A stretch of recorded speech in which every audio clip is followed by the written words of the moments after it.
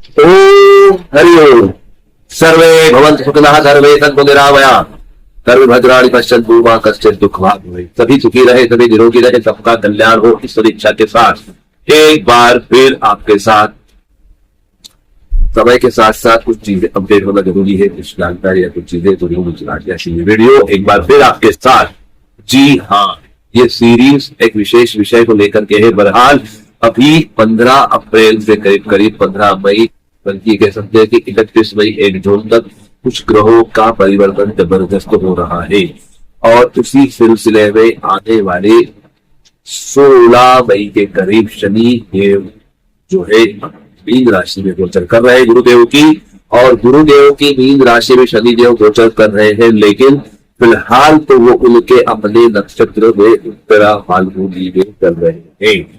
उसके बाद वह शिफ्ट हो जाएंगे रेवती नक्षत्र। जी हाँ, रेवती नक्षत्र होता है बुध का।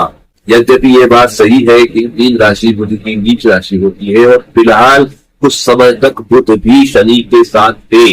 5 या 6 मई करीब करीब बुध जो है मीन राशि से निकल के मेष में गए हैं, चल रहे थे, मेष में जा चुके हैं। मेष राशि में फिलहाल सूर्य भगवान भी है मेष नक्षत्र में, बुध भी प्रवेश कर चुके हैं, और साथ ही साथ में सूर्य की उच्च राशि है, और मंगल देवता भी 11 मई आज वो भी मेष राशि में प्रवेश कर चुके हैं। तो जो मीन राशि में ग्रहों का ताका लगा हुआ था, बुध का, शनि का, मंगल का, सूर्य का, वो जो बन रहा था वो धीरे धीरे समाप्त हो रहा है।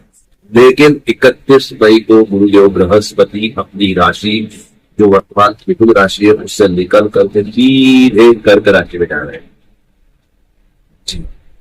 कर्क राशि में प्रवेश कर रहे हैं, और वह उनकी अपनी उच्च राशि है। नक्षत्र भी पुनर्वसु होगा। बहरहाल मिथुन राशि में भी पुनर्वसु नक्षत्र होता है, लेकिन 3 चरण, चौथा चरण कर्क राशि में चले जाता है। तो कर्क राशि में जैसे ही प्रवेश करेंगे, राशि कर्क उच्च राशि और नक्षत्र उनका अपना पुनर्वसु नक्षत्र बहुत रहस्यमय नक्षत्र है, बहुत परिवर्तनकारी नक्षत्र है। जी हाँ, पुनर्वसु, फिर से वास कराना, रिकंस्ट्रक्शन करना, रीडेवलपमेंट करना, ये नक्षत्र की विशेषता पुनर्वसु की मिलती है।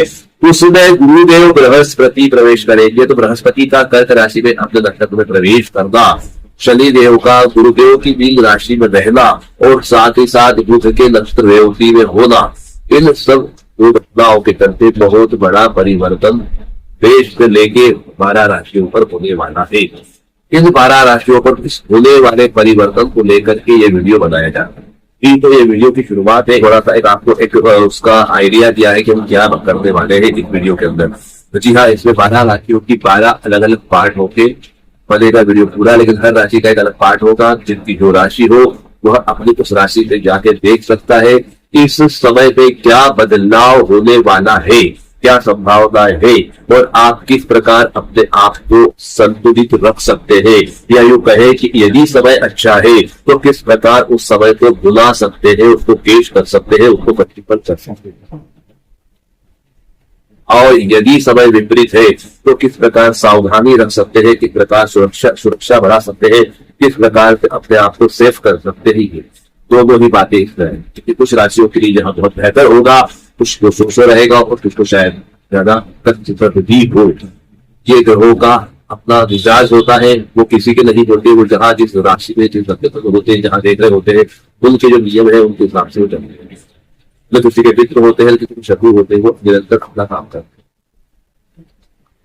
तो चलिए, ये वीडियो का मंजूर हो गया। अब हम शुरू करते हैं अपने ग्रहों के प्रभाव के हिसाब से राशियों का वर्णन। जी हाँ, अगर हम सबसे पहले बात करें 12 राशियों में, सबसे पहली और सबसे जरूरी पहली राशि होती है मेष राशि। मेष राशि काल पुरुष कुंडली में भी होती है। काल पुरुष कुंडली में शनि का बड़ा महत्व है। क्यों है? क्योंकि शनि ही वह ग्रह है दशक का भी अधिपति है, एकादश का भी अधिपति है। मकर राशि में शनि की है, शुक्र राशि में शनि की है।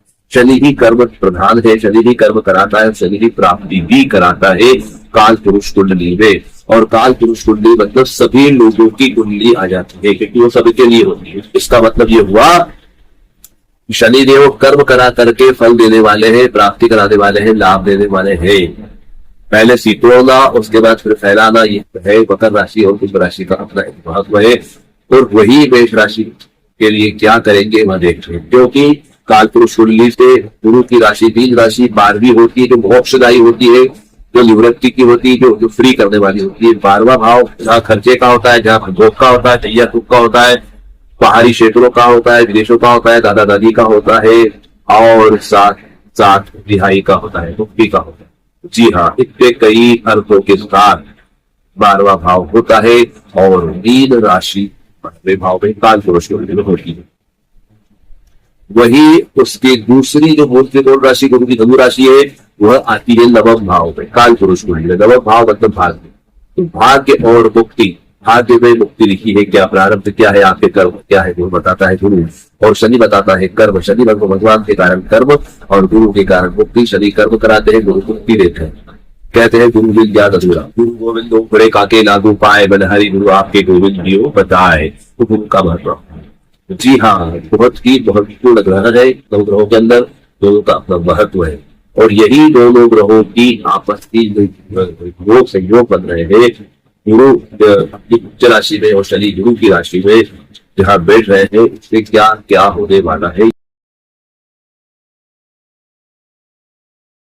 हमारी वृश्चिक राशि, वृश्चिक राशि के स्वामी मंगल है। जो राशि है मेष वृश्चिक, वृश्चिक स्वामी राशि मंगल है। अब काल पुरुष कुंडली में जो वृश्चिक राशि आती है, वो 8वें भाव पे आती है। शमशान, मृत्यु, दुर्घटना, आकस्मिक घटना, कष्ट और पीड़ा, यहां से पीड़ा देखी जाती है, यहां से भुगतान देखा जाता है। भुगतान जैसे व्यक्ति पलट पड़ा है, कई दिनों पड़ा है, बीमार पड़ा है, करा रहा है, तड़प रहा है, तो ये जो तड़पन, ये जो कराना, जो शैया पे लेटे रहना और दुख को पहाड़ जैसा बड़ा देखना, मतलब दुख का जो समय बड़ा मुश्किल से निकलना, ये अष्टम भाव देखा जाता है। ये मंगल की राशि, अष्टम भाव में वृश्चिक राशि काल पुरुष कुंडली में। वृश्चिक राशि मंगल की राशि, औज की राशि है, तेज की राशि है, क्रोध भी है, तेज भी है, अंगार भी है, एक प्रकार का जिसको बोलते हैं कि तपन है, उसके अंदर गर्मी है, और वो काम आनंद कर देते हैं। वीर, शूरवीर, योद्धा, साहसी लोग इस राशि के अक्सर पाए जाते हैं।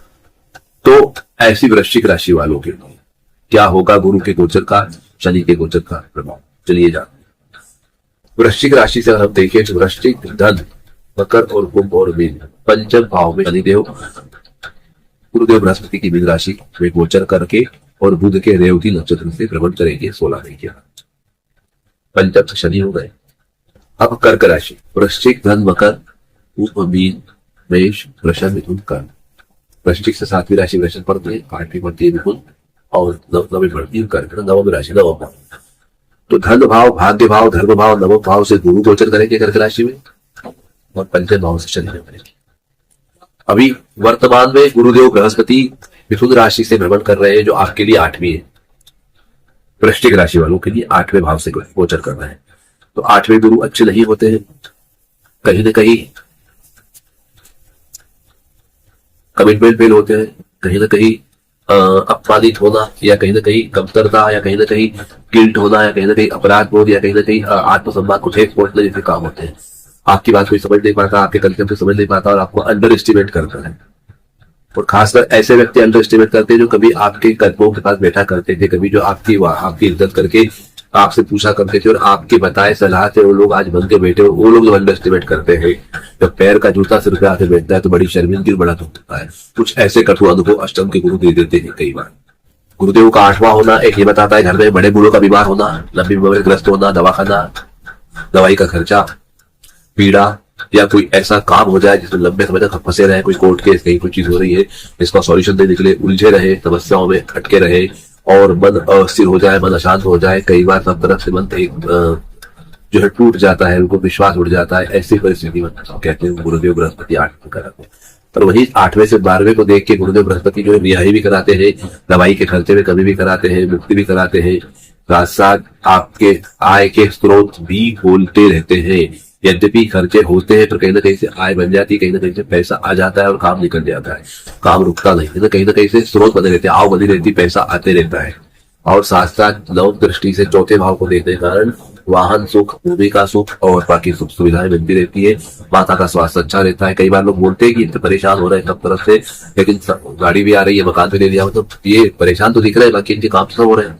मतलब फाइनेंशियल पोजीशन अच्छी नहीं है, कर्जे बोल रहे हैं, लेकिन बाकी बाकी चीजें भी घर में आ रही है, ऐसा कैसे हो रहा है? तो ये ऐसे कुछ जो विरोधाभासी काम जो होते हैं वो ऐसे ही गुरु के काम कार्य होते हैं।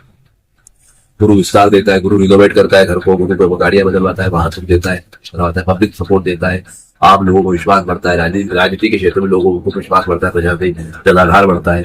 ये जो 8वें गुरु की पीड़ा थी वो लगभग समाप्त होने को है, क्योंकि 31 मई की रात और 1 जून के करीब गुरुदेव बृहस्पति अपनी उच्च राशि कर्क राशि में प्रवेश करेंगे। जी हाँ, प्रवेश करके और वही नक्षत्र रहेगा पुनर्वसु, लेकिन चरण चौथा हो जाएगा। मैंने कहा नक्षत्र और राशि में फर्क पड़ता है, नक्षत्र का बड़ा महत्व होता है।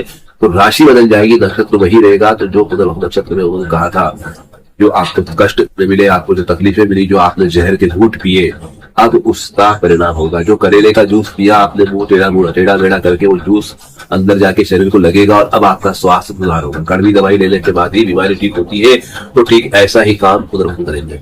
पुनर्वसु नक्षत्र है, निश्चित मानिए यकीन जानिए 12 राशियों के लिए ये चीज बता रहे हैं, लेकिन आपके लिए विशेष बता रहे हैं कि पुनर्वसु नक्षत्र है। रिक्रिएशन, नया कुछ होगा, फिर से कुछ नया होगा। गिरेंगे, उठेंगे, खड़े होंगे और फिर दौड़ेंगे, फिर नई घोड़ी, नया नाम, फिर नया काम, नया आइडिया, नया विचार, नए दोस्त, नई चीज, नया प्लेटफॉर्म, और फिर से एक बार या पुराना ही काम नए तरीके से करेंगे और फिर दौड़ेंगे और फिर जीतेंगे। वो वाला काम, कुछ नया होगा, कुछ रिक्रिएट होगा, रिनोवेट होगा। घर मकान नया रिनोवेट कर लो, मकान शिफ्ट कर दो, किराए का है तो मकान खुद का ले लो, व्यवसाय का जगह बदल दो, ऑफिस चेंज कर दो, कुछ कर दो, कलीग्स कर दो, हायरिंग नई कर लो, पुराने एम्प्लॉय निकाल दो। कुछ न कुछ नया बदलाव गुरुदेव बृहस्पति 100% आपके जीवन में करने जा रहे हैं। और साथ ही साथ मैंने कहा कि पंचम से जा रहे हैं शनिदेव, मीन राशि गुरुदेव बृहस्पति की राशि से, और वह भी रेवती नक्षत्र से। नवम के गुरु, पंचम के शनि, और गुरु की दृष्टि पंचम पे।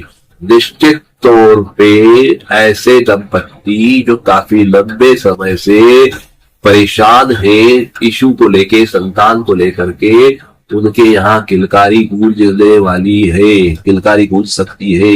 आपने यदि कंसीव नहीं कर पा रही है, स्कॉर्पियन लेडीज, वृश्चिक राशि की महिला है, तो निश्चित तौर पे ये समय है जब आप कंसीव करेंगे और कोई दो राय नहीं कि मन चाही संतान भी आप प्राप्त कर सकें। या हो सकता है कि ट्विंस भी आपको हो जाए, क्योंकि गुरुदेव पुत्र देने को आतुर है, शनिदेव पुत्री देने को आतुर है, बुध ही कन्या देने को आतुर है। तो एक बालक, दो बालिका, एक बालक, एक बालिका भी आप तो मिल सकते हैं इनकी कृपा से, यदि कोई ऐसे है जो काफी समय से परेशान चल रहे हैं इस इशू को लेकर के। एक बात तो ये, आपके प्रेम प्रसंग अगर चल रहे हैं तो उसमें वो परवान चढ़ सकते हैं, प्रेम संबंध आपके तो विवाह में बदल सकते हैं, गठबंधन हो सकता है। मतलब आपके प्रेम पे धार्मिक ठप्पा गुरुदेव लगा सकते हैं कि अप्रूव, आप जाइए, आगे बढ़िए, वो चीज यहाँ हो रही। तो आपके जीवन में प्रेम, विवाह, संतान का सुख, मित्रों का सुख, मित्रों से सहयोग, कलीग सहयोग, फॉलोअर्स आपके बढ़ सकते हैं। अगर आप ब्लॉगर है या वीडियो बनाते हैं, आप कंटेंट में है कहीं, तो आपके फॉलोअर्स बढ़ सकते हैं, सब्सक्राइबर बढ़ सकते हैं, आपको चाहने वाले, आपकी पब्लिक डिमांड बढ़ सकती है, आपके दोस्त यार बढ़ सकते हैं, आपका अच्छा सर्कल बड़ा हो सकता है। उनके सहयोग से आपके बड़े बड़े काम भी हो सकते हैं और बड़े आपको अपॉर्चुनिटीज भी दिलाने वाले हैं। बड़ा काम आपका गुरुदेव यहाँ से कर रहे हैं, क्योंकि यहाँ से गुरुदेव बैठे सीधे लग्न को देखते हैं। और भाव के जो गुरु होते हैं उसी लग्न को देखते हैं पंचम दृष्टि से, तो वृश्चिक राशि को देख रहे हैं, और उसके बाद मीन राशि को भी देख रहे हैं, और सप्तम से देखा जाए तो कर्क, सिंह, कन्या, तुला, वृश्चिक में 5 और मकर राशि सप्तम दृष्टि, और मीन राशि में नवम दृष्टि। तो भाव के बैठे गुरु जो है आपके लग्न को देख रहे हैं, वृश्चिक, धन और मकर। तो सब आपके पराक्रम को भी देख रहे हैं, तो आपके पराक्रम भी बढ़ सकते हैं। मतलब कहीं ना कहीं मन चाहा काम आपका हो सकता है। वर्तमान के गोचर के जो ग्रहों के फल में 12 राशियां ले रहे हैं, तो सबसे बेस्ट ऑफ बेस्ट जो हमें लग रही राशि, इस ग्रहों के योग से वृश्चिक राशि बेस्ट जा रही है। वृश्चिक राशियों के लिए समय अच्छा है, इसका जितना अच्छा उपयोग कर सकते कर ले। और खास करके शुरुआती 2 से 2.5 महीने के भीतर, 31 मई के बाद जून और जुलाई, अगस्त, तो जुलाई तक ये 2 महीने करीब करीब विशेष रहेंगे, क्योंकि इन 2 महीनों के दौरान करीब करीब गुरुदेव बृहस्पति पुनर्वसु नक्षत्र से गोचर करेंगे। पुनर्वसु नक्षत्र का गुरु का गोचर और रेवती नक्षत्र का शनि का गोचर, तो कोई संबंधित कोई काम करना कर सकते हो। अगर विशेष कोई प्रॉब्लम समस्या आपको आ रही है तो आप व्यक्तिगत संपर्क करके सशुल्क तलाश ले सकते हैं कि आपका कोई काम, कोई कंसीव नहीं कर पा रहे हैं, या कोई अफेयर या लव मैरिज या विवाह संबंधित कोई समस्या है, तो उसका भी निराकरण इस दौरान हो जाएगा। इसलिए जल्दी संपर्क करना, क्योंकि समय अनुकूल होने पे जल्दी परिश्रम बन जाते हैं। छोटा सा भी एफर्ट लगाओ तो काम हो जाता है। गाड़ी ढलान पे हो, धक्का लगाओ तो गाड़ी अपने आप लुढ़क जाती है, लेकिन वही चढ़ाई हो तो पसीना छूट जाता है। तो अभी अनुकूलता है समय की, सही समय पे अप्रोच कर लेंगे, छोटा सा उपाय बता दिया आपको, कर लिया तो आप फतेह हो जाएगी। अन्यथा फिर 2 महीने बाद 3 महीने बाद तो होना तो है ही, लेकिन बनिस्बत इस समय के एफर्ट ज्यादा लगे।